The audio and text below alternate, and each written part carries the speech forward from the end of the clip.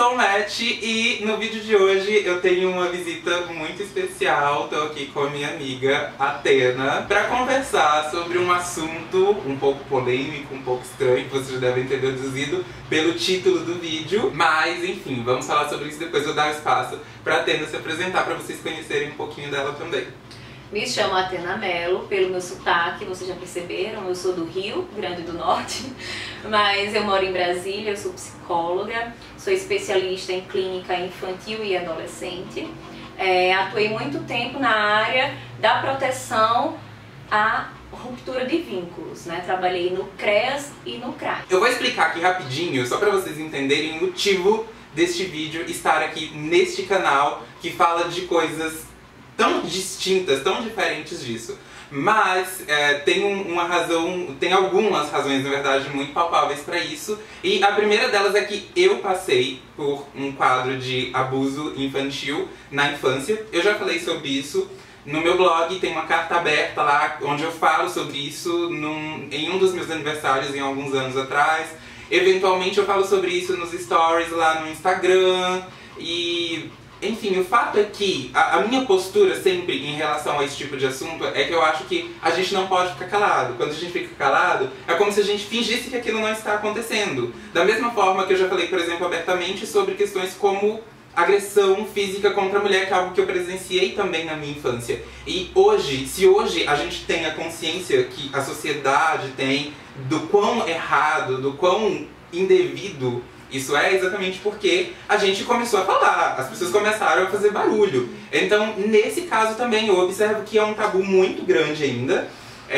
De fato, é um assunto que não é fácil de falar, é um assunto muito delicado. Ele traz muita dor, tanto para quem é vítima quanto para a família da vítima. Mas é exatamente na tentativa de ajudar algumas pessoas, tanto quem já passou por uma situação parecida, como lidar com isso, ou até mesmo evitar que isso aconteça, né? Falar sobre os sinais.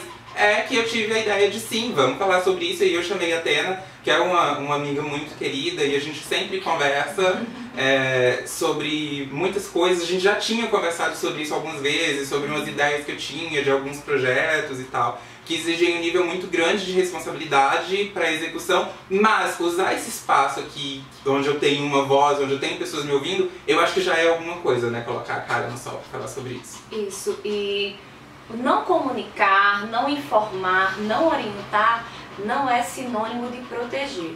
E o que eu vejo muitas das vezes é que a família, ela acredita que se meu filho não souber que isso existe, ele está protegido. E isso, gente, pelo amor de Deus, é a pior coisa que você pode fazer, né? É preciso, sim, que a criança, o adolescente, o adulto, né, a mulher, o homem, eles aprendam a se proteger. E aprendam também a cuidar do próprio corpo, né? Até essa consciência corporal daquilo que é dele e aquilo que é do outro, e que o outro não pode vir e o tocar e o coagir. Então, assim, conhecimento é proteção, tá? Ignorância, negligência com relação a esse assunto, achar que ele não existe, não é proteção. Muito pelo contrário, eu acho que é exposição. Você está dando a faca e o queijo na mão para um violador chegar, uma pessoa que vai violar o direito da criança, ou do adolescente, ou da mulher, ou do homem, que isso acontece em todas as etapas da vida, chegar e conseguir entrar na tua casa, apesar de que a gente sabe que grande parte dos violadores estão já dentro da casa. No meu caso, o que aconteceu foi exatamente uma situação muito parecida com isso, que esse é um dos pontos mais importantes, talvez, de tudo o que a gente vai falar aqui nesse vídeo. Por isso que, volta lá no que eu falei, é tão sofrido falar sobre isso, é incômodo, realmente tocar na ferida. Porque começa já com a ideia de você ter que aceitar que muito próximo de você, às vezes a pessoa que você mais confia, ela pode ser um abusador, um violador. Basicamente, o que aconteceu foi o seguinte: a minha mãe veio do Piauí pra Brasília muito jovem. Como eu era muito pequeno, eu não lembro exatamente qual era a idade que eu tinha em cada acontecimento. Mas eu acho que ela veio na frente, eu fiquei com a minha avó, depois ela me trouxe. O que acontece é que a minha mãe trabalhava em casa de família e ela ficava na casa daquelas pessoas durante a semana inteira. Eu tinha que ficar em outro lugar, porque eu não poderia ficar na casa onde ela trabalhava. E aí eu fiquei na casa de uma amiga dela, que era numa chácara. E lá morava essa senhora os filhos dela, e tinha algumas pessoas que eram, tipo, agregadas. Só uma pausa, aproveitando a história dele. Primeira coisa que eu tenho pra falar, gente, o abuso não é coisa relacionada à classe social. Isso tem que ficar claro, né? Porque muitas vezes as pessoas falam, ah, aconteceu isso porque é uma família carente. Não, gente, já tem muitas pessoas que vivem em classes super altas e que o abuso, sim, bateu na porta dele. Então, não acho que é porque você tem uma condição de vida melhor, mais favorável, que isso não acontece, porque isso não está ligado a questões econômicas. Sim, verdade. Muito bem observado. Enfim, eu tinha que ficar nessa casa, onde tinha algumas pessoas, inclusive alguns agregados, e um desses agregados foi uma das pessoas que abusou de mim durante algum tempo, não só uma vez. Durante algum tempo, então tinha esse moço, que eu me lembro ele já era um homem adulto, e tinha algumas meninas também, tipo, meninas entre aspas, porque elas já eram moças, né? E aí eu não sei exatamente o motivo, se elas já tinham passado pela mesma coisa, mas essas moças que já eram maiorzinhas, elas chegaram a forçar a questão da relação sexual comigo algumas vezes. E o que acontecia ali era basicamente o seguinte, o papo do cara era muito de, vamos ali que eu quero te mostrar uma coisa.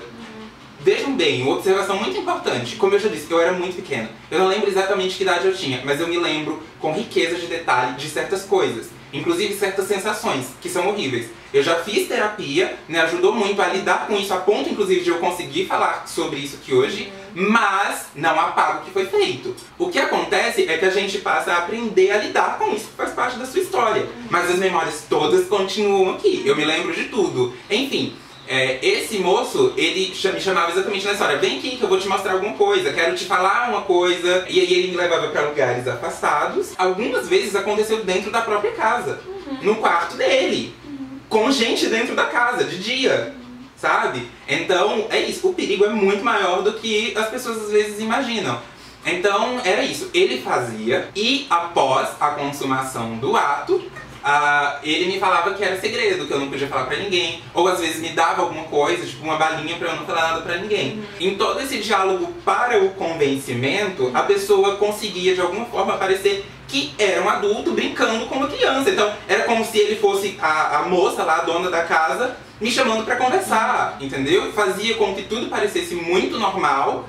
E aí depois vinha aquela ideia, então isso é segredo nosso, você não pode contar pra ninguém, tá? Isso. Então ele traz um processo que eu falo que é como eles agem, né? Como é que os violadores agem. Primeiro, eles não coagir a criança. E coagir a criança não é, ei, vamos ali, não tem nem um tom ameaçador.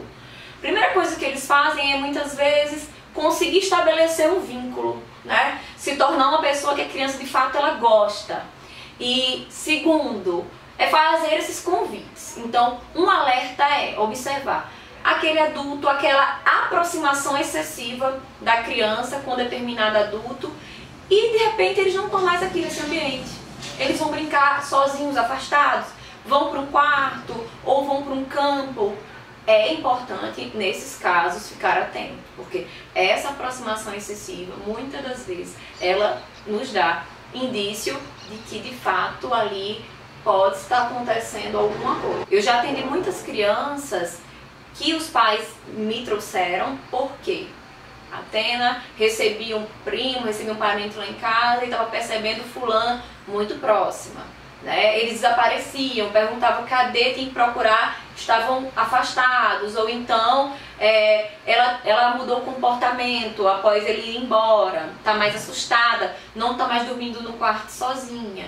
Então é importante a gente observar. Não é porque um adulto ele tem mais afinidade com crianças, ele brinca muito com crianças, que ele é um violador. O que eu quero que vocês observem é, ele está se isolando muito, a criança está com uma aproximação excessiva com essa pessoa, eles não ficam juntos quando vocês estão perto, ou quando está todo mundo na sala, eles somem.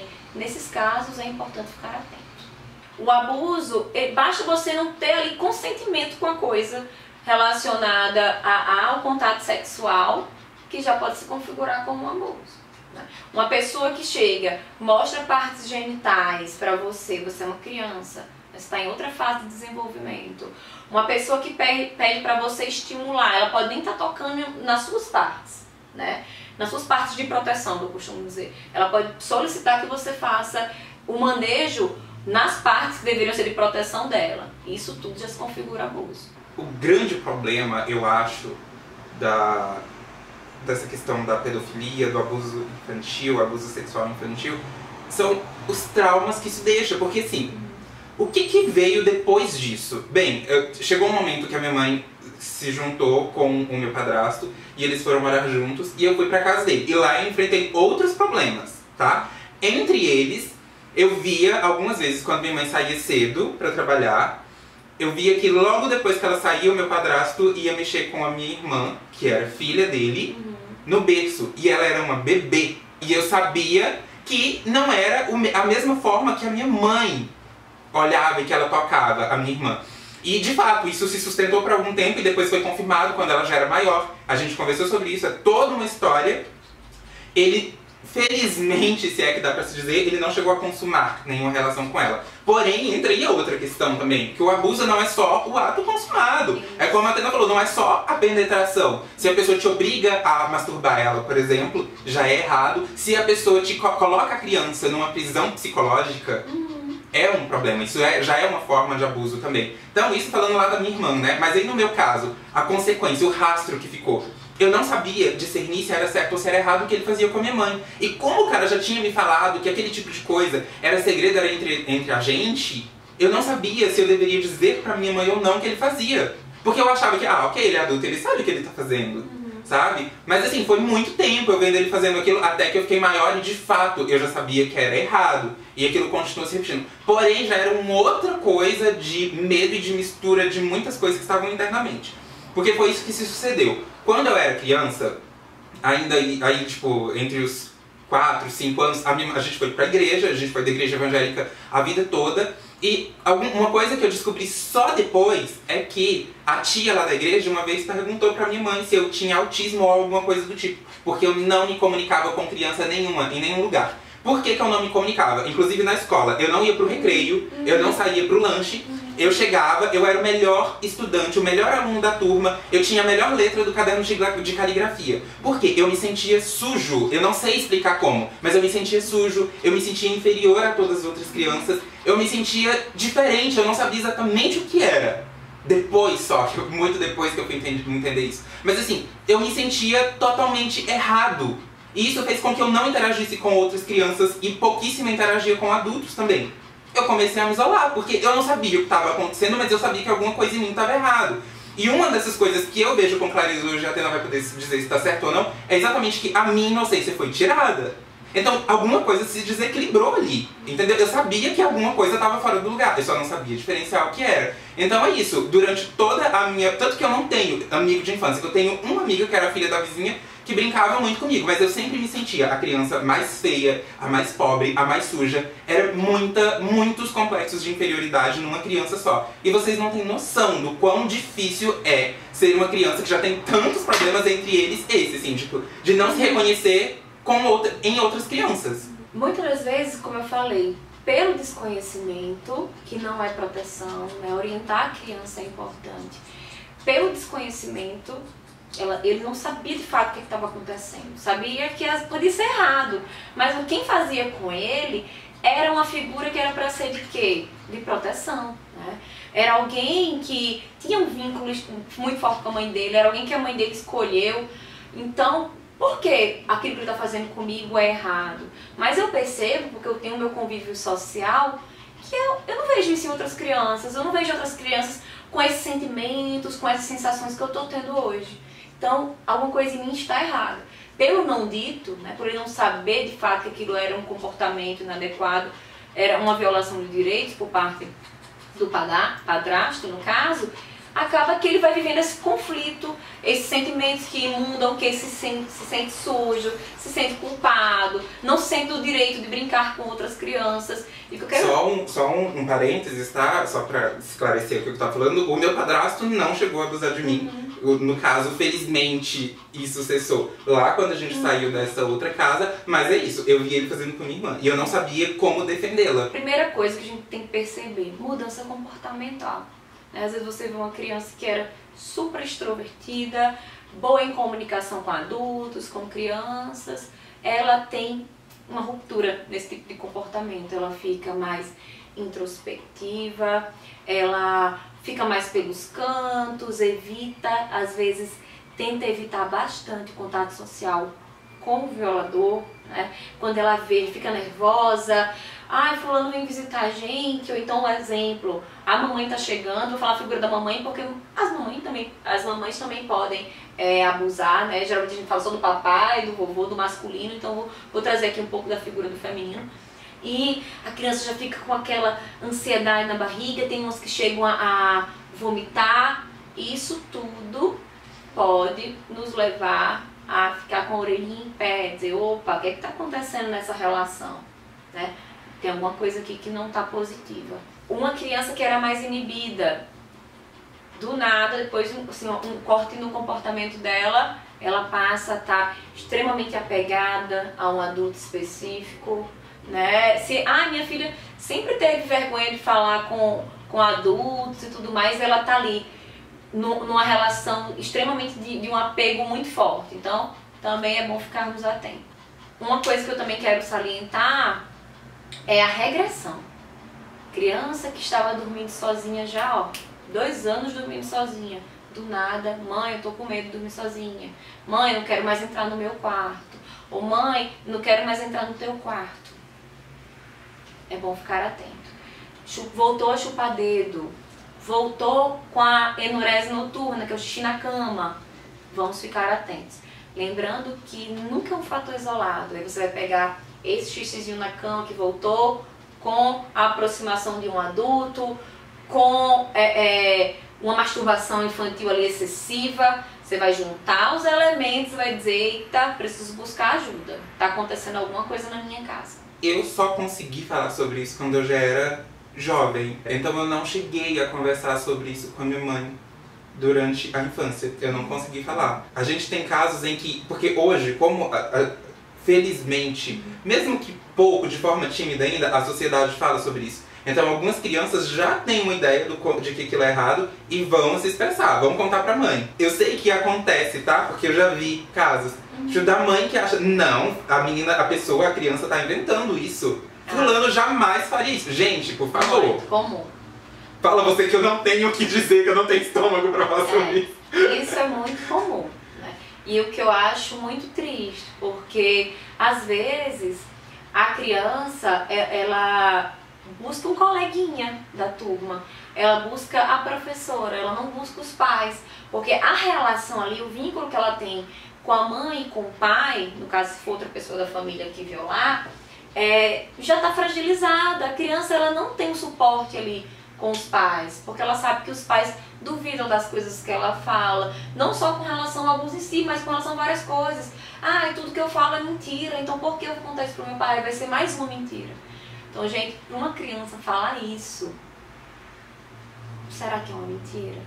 Né? Então, antes de falar isso diretamente para a criança, recebeu essa denúncia, vamos dizer assim, essa denúncia infantil, acolhe. Depois você vai buscar um profissional para tirar a prova dos 30, né? Mas não chega pro teu filho e fala que é mentira, que você está inventando coisa. Onde é que você viu isso, menino? O que a gente pode fazer? Porque aí realmente é uma questão tipo, de dúvida mesmo. Porque eu sempre fui me informar assim, mais na questão psicológica da coisa. Recebi essa informação, esse baque. E aí, o que eu faço com isso? Porque, ok, a gente sabe que tem os canais de denúncia, mas, por exemplo, como que você faz essa denúncia se você não tem, e aí eu não sei nem se isso já é da sua alçada, mas se não for, aí a gente se informa e traz isso aqui. O que eu faço com essas informações? Eu parto para uma denúncia, porque essa pessoa precisa ser contida de alguma forma, por mais que o nosso governo não seja eficaz no tipo de tratamento que se deve a esse tipo de assunto, que já é uma outra pauta para outra coisa, né? Mas o que você recomenda que se faça no caso de receber algo desse tipo? Vamos lá, o que a gente deve fazer? Buscar rede de apoio. E que danada de rede de apoio é essa, Tena? Primeiro, eu acho que correndo buscar uma psicoterapia para a criança. ou para o adolescente, para que eles possam buscar estruturas que dêem um suporte a toda essa questão emocional que ele está vivendo. Segundo, e se possível imediatamente, tomar as medidas para afastar o violador, gente. Não coloquem as crianças, os adolescentes para conviver com o violador. Tem muita gente que, ai não, mas vou ter que se separar da minha esposa, vou ter que se separar do meu marido, e fica ali mantendo uma violência. Você é cúmplice, você também é um violador, né? Se você está ali ajudando a manter aquela violação de direitos, infelizmente você também é um violador. Então, o que é que eu posso fazer? Disque 100. Pega o telefone, disca 100 e faz a denúncia. Se souber o máximo de informações possíveis, eles vão conduzir do outro lado. O nome, se souber, onde mora, eles vão pedir todos os dados que vocês podem informar. Busca o conselho tutelar. Geralmente o conselho tutelar nos bairros ele está ali próximo, né? Ou busca o centro comunitário para saber onde é que fica o conselho tutelar mais próximo. Busca o CREAS, que é o Centro de Referência Especializado na Assistência Social. O conselho tutelar também pode lhe informar onde é. Lá, a equipe faz a visita, muitas vezes na casa da criança, conversa com o violador, aí entra em contato com o Ministério Público e aí vai tudo tomando as medidas necessárias para que aquele violador seja responsabilizado. Outra coisa é buscar a vara da infância e da adolescência. Então, tudo isso aí são canais de apoio. Todos esses canais, eles têm sim o dever de fornecer a ajuda necessária para a família que esteja passando por esse tipo de violação de direitos. Eu acho que a gente tem que trabalhar a questão da lei da proteção, a gente tem que buscar proteger as crianças, os adolescentes, os adultos. E proteger é o quê? É comunicar, é orientar. Então, às vezes, antes de ligar para o Disque 100, não estou sabendo o que está acontecendo na minha casa, mas por que eu não posso conversar com meu filho? Por que eu não posso ter ali um vínculo tão próximo que eu seja a melhor pessoa do mundo para o meu filho contar o maior segredo de todos? Sabendo que, como aconteceu com o Matt, eles estabelecem essa linha aí do segredo. Então, meu pai, minha mãe, sei lá, meu avô, alguém tem que ser a figura que eu posso chegar e dizer: mãe, eu tenho um segredo com uma pessoa, mas que está me doendo tanto, eu queria tanto lhe contar. Então, estejam próximos das suas crianças. Proteger está próximo. É ser ouvido quando necessário, ser palavra quando é necessário. E eu sei que se você chegou até esse ponto aqui do vídeo, é porque você quer fazer parte também dessa Liga da Proteção.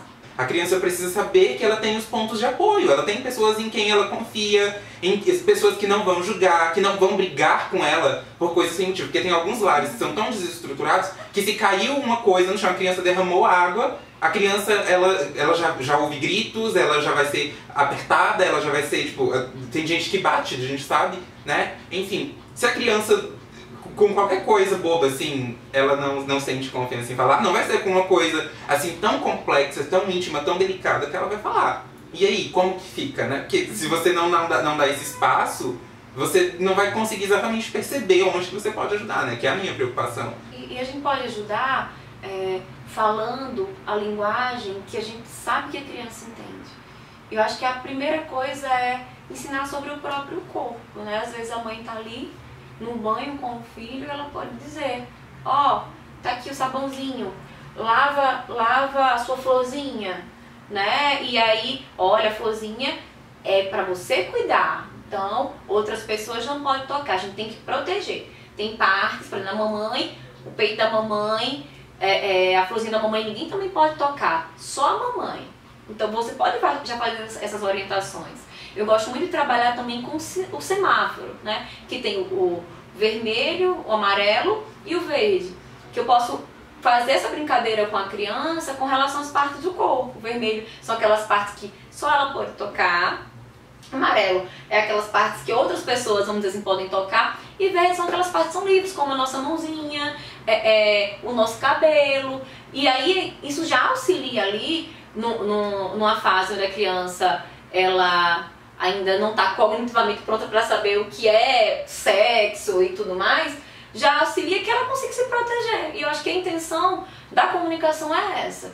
A gente vai disponibilizar, são 2 livrinhos aqui virtuais, que vocês podem baixar, que é do Pipo e Fifi, que é muito legal. Ele tem uma linguagem adequada tanto para o que a gente chama bebê, que é essa fase de 1 a 3 anos, como também para criancinhas maiores. Os pais podem fazer a leitura junto com a criança, para as crianças que já conseguem ler, pode pedir para que eles leiam, pode pedir para que a criança faça um desenho sobre o que ela entendeu.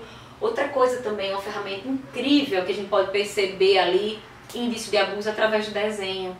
Às vezes a criança pequenininha, ela já faz ali, ela foca na área genital, no desenho dela, que naquela fase do desenvolvimento não faz sentido ela focar ali na fase genital.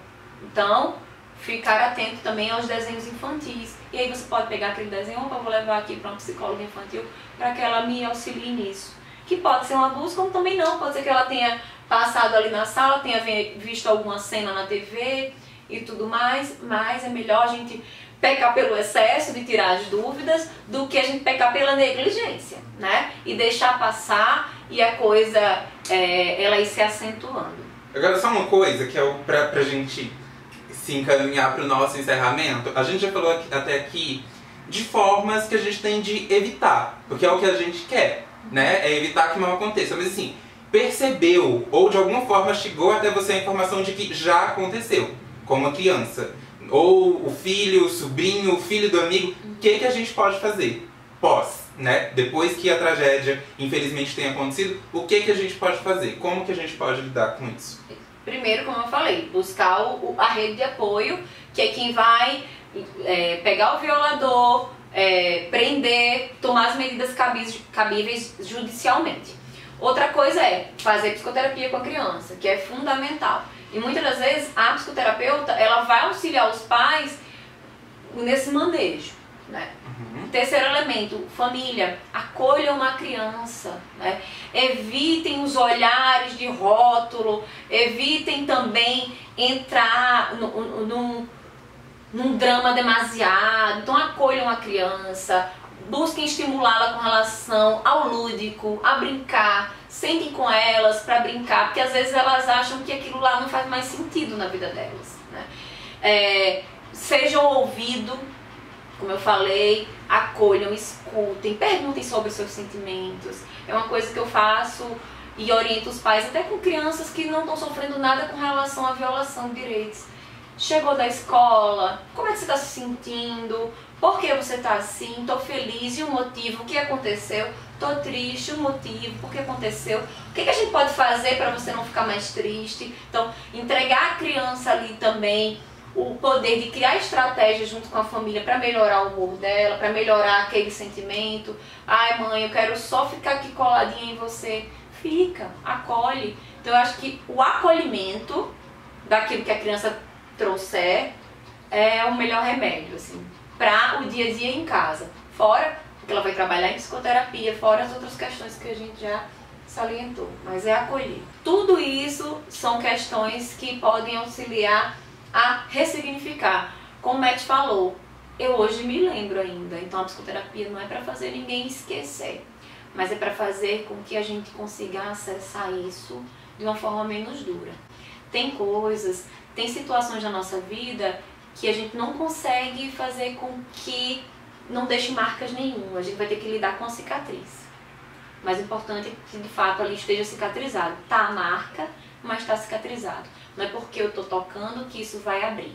Então, é uma parte da vida, né? É uma parte da tua história de vida. Não é para se perguntar, meu Deus, por que isso aconteceu comigo?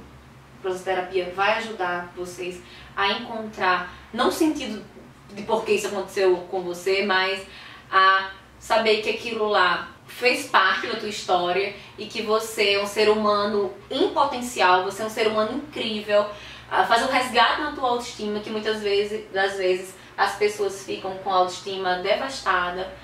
E a história do Matt é muito bonita por isso, porque olha o que é que ele fez com tudo isso, né? Olha o lugar onde ele colocou esse sofrimento dele. De certa forma ele vivenciou e hoje é potencializador, hoje ele está querendo comunicar, hoje ele está querendo ajudar outras pessoas com isso. Hoje a arte dele, o trabalho dele, conversa, dialoga com criança interior de todo mundo, né? Com a minha, acredito, com a sua que está assistindo. Dialoga também com a própria criança, com a própria infância. E é isso. Muito mais do que ficar pensando por que isso aconteceu comigo, é o que é que eu posso fazer com isso agora, né? De que forma eu posso mudar, transformar, ajudar outras pessoas. Como é que eu posso me reerguer? Isso que faz parte desse processo do pós. Certo. Bem, acho que é isso, né? Acho que tá bom, falamos bastante para esse primeiro vídeo, que é focado realmente para a parte infantil. A gente vai colocar no ar aqui um próximo vídeo falando com você jovem, adulto, que de alguma forma passou por isso, que se identificou com algo do que a gente disse aqui nesse vídeo, para tentar ajudar você também, tá? Porque tudo tem jeito, tá, meu amor? Você quer fazer um resuminho das informações? Vamos fazer aqui já que a gente falou muita coisa. Bate-bola, jogo rápido, né? Sinais, mudança de comportamento, regressão, aproximação excessiva com algum adulto ou evitação. Tem que ter cuidado também, a criança às vezes se negligenciando, não querendo muito tomar banho, ou comportamento contrário, tomando banho demais.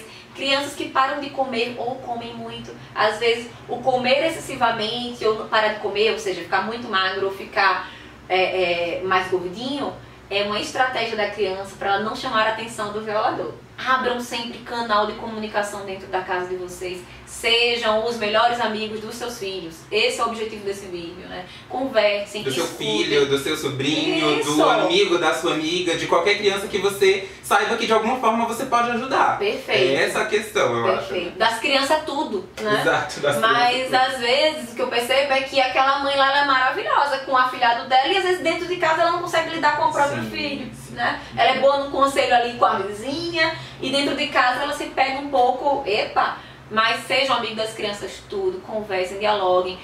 Pais, papais, pelo amor de Deus, isso não é função materna, vão descer dessas tamancas aí do machismo e vamos conversar também com as crianças. E é isso, diz que 100, em caso de se soubesse escutar alguma coisa do vizinho ou se perceber, faz a denúncia, busca um conselho tutelar, busca o CREAS, busca terapia. Pra vocês verem, ó, o psicólogo não é um bicho de 7 cabeças, não morde, né? Não morde, não é ninguém que não sofre na vida, tá aqui, eu tô aqui, não. Então é isso. Porque eu sei que tanto pra criança é complicado quanto para os pais. Os pais também se sentem culpabilizados. Poxa, como é que eu deixei isso acontecer? Ninguém deixou acontecer nada. Acontece. Então tá bom, gente. Bem, é isso. Falamos bastante. Muito obrigado se você ficou até aqui. Eu realmente acho que todos nós temos o potencial de ajudar os outros de alguma forma, com a nossa própria história de vida, e é exatamente essa tentativa, então é isso. Liga da proteção, vamos proteger. Sim. Beijos e até a próxima. Tchau! Tchau!